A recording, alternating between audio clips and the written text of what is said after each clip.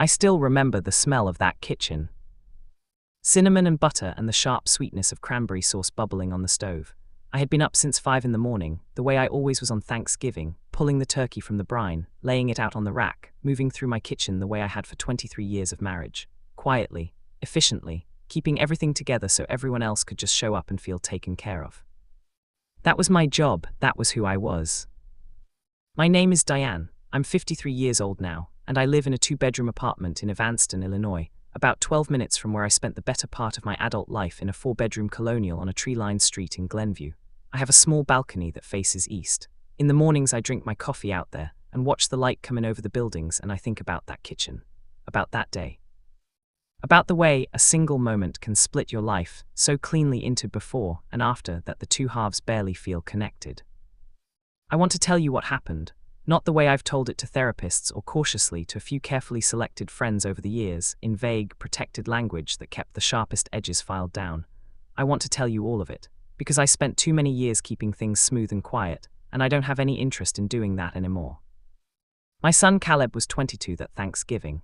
He'd driven up from Champaign, where he was finishing his last year at U of I. He was studying education. He wanted to be a high school history teacher, and I used to look at him sometimes and feel this pride so deep it almost hurt, this sense that we had somehow, against all the odds of regular life, produced someone genuinely good, someone thoughtful and careful with people, someone who listened. He looked like his father when he smiled. That's the detail that's always complicated to sit with. He had Rick's jaw and Rick's dark eyes and Rick's way of filling a room without demanding attention. I used to watch them watching football together on the couch and think, whatever mistakes I've made, whatever compromises I've swallowed, I did something right here. Caleb had called me 2 weeks before Thanksgiving. I was in the car, in the parking lot of the Jewel-Osco on Waukegan Road, and I remember the exact way the afternoon light was hitting the windshield when he said, "Mom, I need to tell you something before I come home, and I need to know you're sitting down." I told him I was. He was quiet for a long moment, long enough that I started to run through possibilities the way mothers do. He'd failed a class, he'd been in an accident, he'd gotten a girl pregnant. My mind went to all the familiar fears before it landed anywhere near the truth. "Mom," he said, "I'm gay." And here's the thing, here's the part I think about most. I didn't hesitate, not for a single second. I said, "Okay, baby, tell me everything." I meant it. It settled over me the way things do when they explain rather than complicate, when a piece of information doesn't create new questions, but answers old ones. Caleb, who never brought girls home. Caleb, who was careful and private about his personal life in a way I'd always attributed to his reserved personality. Caleb, who I sometimes caught looking quietly sad in the middle of rooms full of people, like he was standing just slightly outside of his own life. It made sense. It made a deep, clarifying kind of sense. We talked for an hour and 40 minutes. I sat in that parking lot until it was nearly dark. He told me he'd known since he was about 15 that he'd spent years terrified of this conversation, that he had a boyfriend named Marcus he'd been with for 8 months, and that Marcus was kind and funny and was studying to be a nurse. He cried a little. I cried more. I told him I loved him. I told him I was grateful he trusted me. I told him to bring Marcus home for Christmas. What I did not do was think carefully enough about his father. I don't know how to explain Rick to someone who hasn't known a man like him. He wasn't a monster.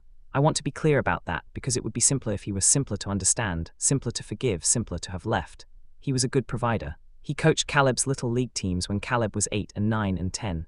He showed up to every school event, every graduation, every ceremony. He mowed the lawn on Saturday mornings, and took the car in for oil changes, without being asked, and remembered my mother's birthday every single year without a reminder. He also had beliefs that went all the way down to the bone. He was raised in a Southern Baptist household in Naperville, the kind of faith that wasn't just Sunday morning but Monday through Saturday, every conversation, every decision. He'd softened over the years, or I'd told myself he had. He didn't talk about his religion the way he used to in our 20s. He went to church most Sundays, but he wasn't rigid about it. I thought that meant he'd evolved. I told myself a lot of things about Rick over the years. After Caleb came out to me in that parking lot, I asked him if he was ready to tell his father. He was quiet for a moment and then he said, "I don't know, Mom, what do you think?" And I said, "And I have to live with this," I said. "I think it'll be okay. I think he loves you. I think love wins in the end with people." I believed it when I said it. I want you to know that. I wasn't being careless or dismissive of Caleb's fear.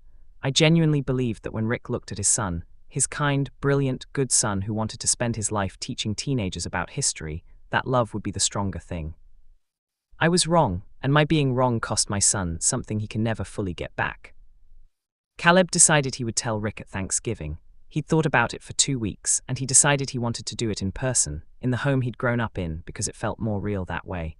More like a real conversation between people who loved each other. He didn't want it to be a phone call. He wanted to look his father in the eye. My daughter Becca and her husband Drew came in Wednesday night and stayed over. They had a 3-year-old named Lily who I was obsessed with in the way only grandmothers can be obsessed, completely and without shame. Becca knew about Caleb. I told her the week before after Caleb gave me permission. She cried a little too and then said, "God, that explains so much," and then asked if he was seeing anyone because she had always thought he seemed lonely. That was my daughter. I did something right there too.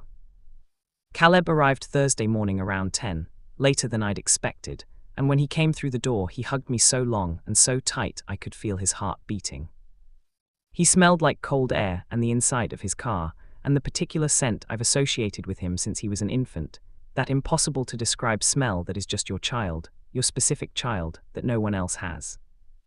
"You okay?" I whispered into his shoulder. "Yeah," he said, but his voice was tight. Rick was in the living room watching the parade, Lily on his lap, and when Caleb came in Rick stood up and they did that half-hug thing men do, the one-armed brief collision, and Rick said, "There he is. How was the drive?" And everything looked normal. Everything looked exactly like every other Thanksgiving. We ate around 2 o'clock. The table was the way I always set it, good china, the orange and brown cloth napkins I only brought out in November, a small vase of dried flowers Lily had helped me arrange that morning. The turkey was good. The stuffing was perfect, the kind with sausage and sage that takes 2 days to make right. Drew said it was the best meal he'd ever eaten, which he said every year and which I never got tired of hearing. For most of the meal everything was ordinary and warm and real. Caleb was quieter than usual, but he laughed at the right moments and helped Lily cut her turkey and talked to his father about the Bears' season, which was bad, which it usually was. I kept catching his eye across the table. He kept giving me a small nod that meant I'm okay, I'm still here, I haven't changed my mind. After we cleared the dishes and before I brought out the pie, Caleb said, "Hey Dad, can I talk to you for a minute?" Rick looked up. He had that post-dinner ease about him, the loosened belt, the second glass of wine. He said, "Sure, bud, what's up?" Becca caught my eye and quietly took Lily into the kitchen. Drew found something very important to look at on his phone, and I stayed. I stayed at that table because Caleb had asked me to be there. Caleb said it simply. He didn't over-explain or over-apologize or soften it into something smaller than it was. He said, "Dad, I'm gay. I've known for a long time and I want you to hear it from me in person, because you're my father and I love you and I didn't want to hide it anymore." I watched Rick's face. There is a specific expression I had seen on my husband's face at various points in our marriage, a kind of closing, the way a window shuts. His jaw set and his eyes went still and something behind them just went away. He said, "No, you're not." Caleb blinked. He said, "Dad." "You're not," Rick said again, and his voice was quiet in a way that was somehow worse than if he'd shouted. "You're confused. This is not what our family is." Caleb said, "Dad, I'm not confused. I've been sure about this since I was 15. And that's when Rick looked at me. He looked at me and he said, "Did you know about this?" I said, "Yes, Caleb called me a few weeks ago." Rick stood up. He pushed back from the table and he stood up and the chair scraped against the hardwood floor with a sound I still hear sometimes in certain moments of quiet.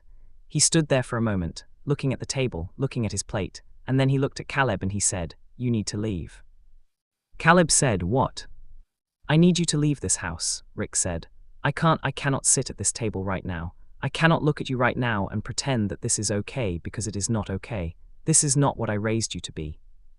The silence that followed was the loudest thing I have ever heard.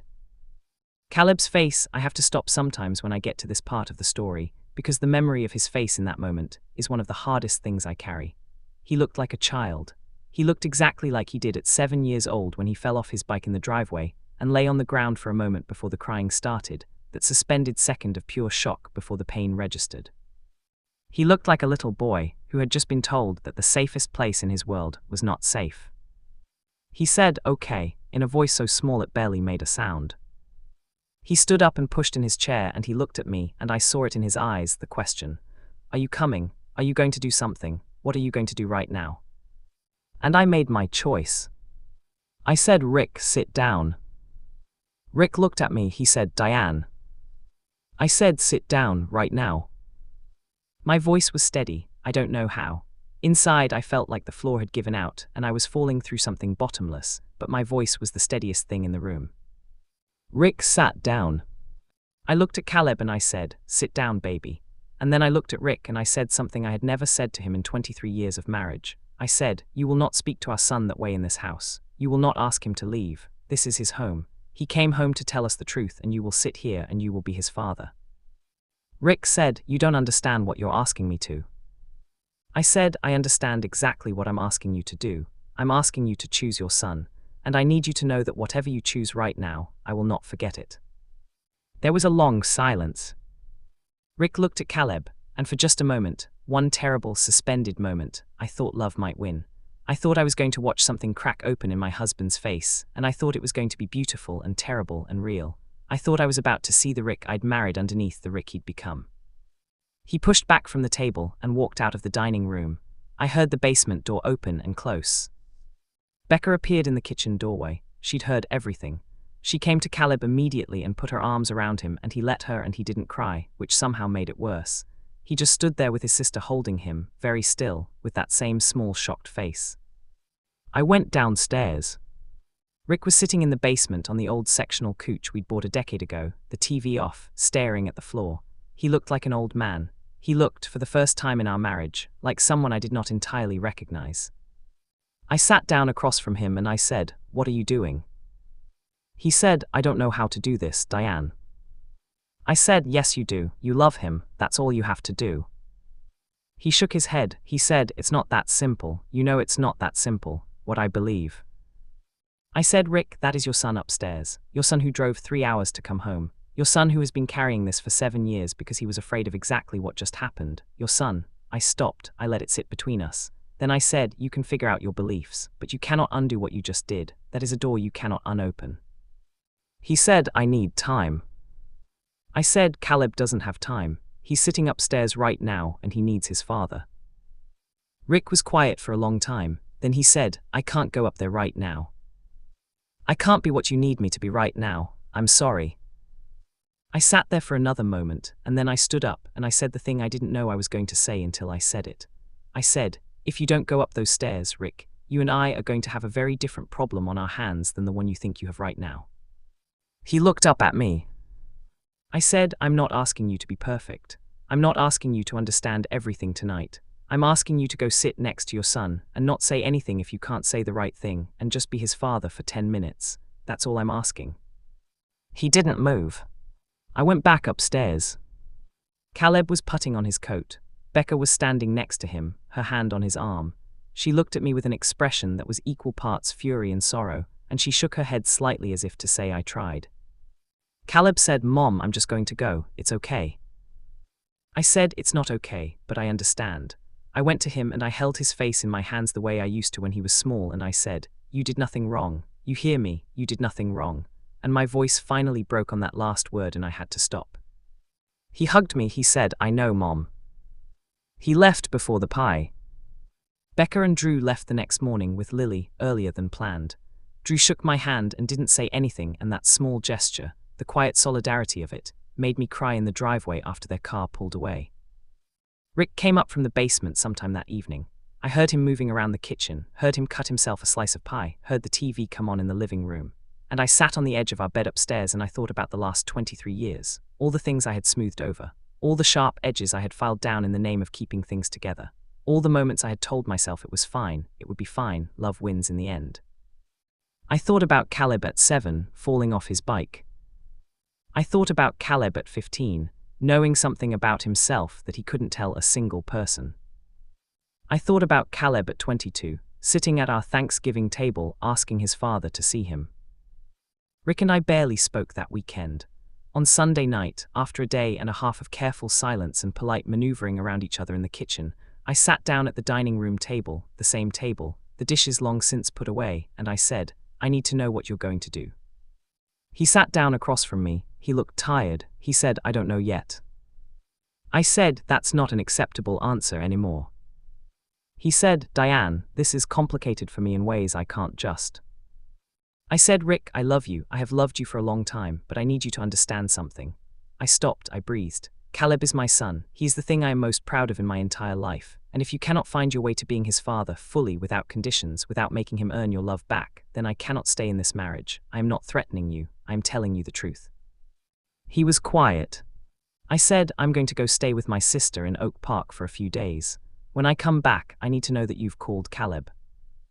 I packed a bag that night. Rick stood in the bedroom doorway and watched me, and he said, Diane, please.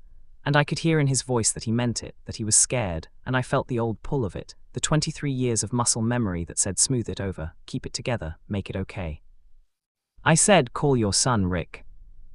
And I left. I stayed with my sister Carol for 4 days. She fed me soup and let me sit on her couch under a blanket and watch bad TV with me without asking too many questions.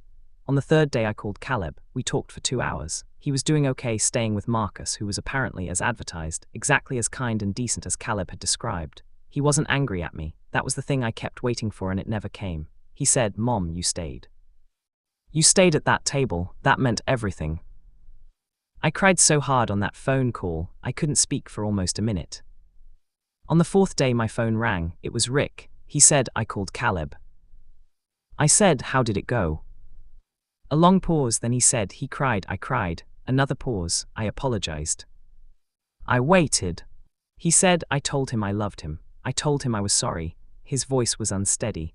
I told him I didn't understand everything, but that I was going to try. I said, that's a start. He said, I know, it's just a start. I went home that evening. The next year was the hardest of our marriage. Rick started seeing a counselor, alone at first, and then we went together. He read things I left on the nightstand, sometimes, though I never demanded it. There were arguments. There were setbacks. There were Sunday mornings when he came home from church looking like a man at war with himself, and I gave him space and I held my ground simultaneously, which is one of the hardest things I have ever had to do. He met Marcus for the first time the following Easter.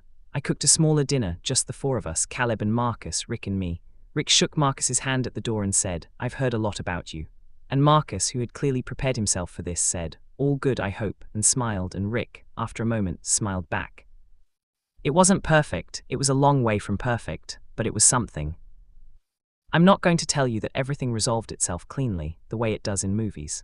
Rick is still working through beliefs he's carried for 55 years, and that kind of work is slow and nonlinear, and sometimes he takes 2 steps forward and 1 step back. We've had to renegotiate what our marriage means, what our family means, who we are to each other now that so many things are different. What I will tell you is this past Thanksgiving, Caleb and Marcus came home. They helped me brine the turkey the night before, and Marcus made a sweet potato pie from his grandmother's recipe, and Rick sat next to Marcus on the couch watching football, and pointed out the plays the way he's always done with everyone he's ever cared about. That particular Rick language of love, explaining things, sharing things, pointing and saying, look at that, did you see that? Caleb caught my eye across the room and gave me the smallest smile. I went into the kitchen and stood at the stove, and I let myself cry for about 30 seconds, the good kind of crying, the releasing kind, and then I wiped my face and went back out. I want to be honest about the cost of what happened. The Thanksgiving that split us open was not the kind of thing that heals without scars. Caleb carries it, I know he does. There are moments, birthdays, family events, when I see him watching his father with a careful, measured look, the look of someone who loves someone they're not yet entirely sure they can trust. That is something Rick caused, and that Rick has to earn back slowly. The only way you can earn back something like that, through time and consistency, and showing up, over and over, in ways that say I see you, I choose you, I'm still here. And me, I carry the memory of my own hesitation. The 2 weeks between Caleb's phone call and Thanksgiving, when I told my son I thought it would be okay. I thought love would win. I thought his father would rise to the moment. I carry the knowledge that my optimism was a kind of carelessness, that Caleb sat at that table and looked at me in the moment of his greatest vulnerability, and I had not done enough to prepare the ground. I can't undo that, I can only do better. There are women I know, mothers, who tell me they don't know what they would do, who say, I love my child but my husband, my faith, my family, my community, as if love is a pie with only so many slices to go around. And I understand the fear behind those words. I do. I lived in that fear for years, the fear of choosing, the fear of the cost of choosing. What I know now at 53, standing on my east-facing balcony with my morning coffee while the light comes in, is this: the cost of not choosing is higher. The cost of smoothing things over, of filing down the sharp edges, of telling your child maybe it'll be fine, that cost is paid in your child's face at the moment of their greatest need. And no amount of good china and cranberry sauce and perfectly timed turkey is worth that. I chose my son. I am still choosing my son. Every day, in small ways and large ones, I am making the same choice I made at that table when I told my husband to sit down. And Caleb, my Caleb, who is 25 now and who still wants to be a history teacher, and who loves a man named Marcus who makes sweet potato pie from his grandmother's recipe, Caleb is okay. More than okay.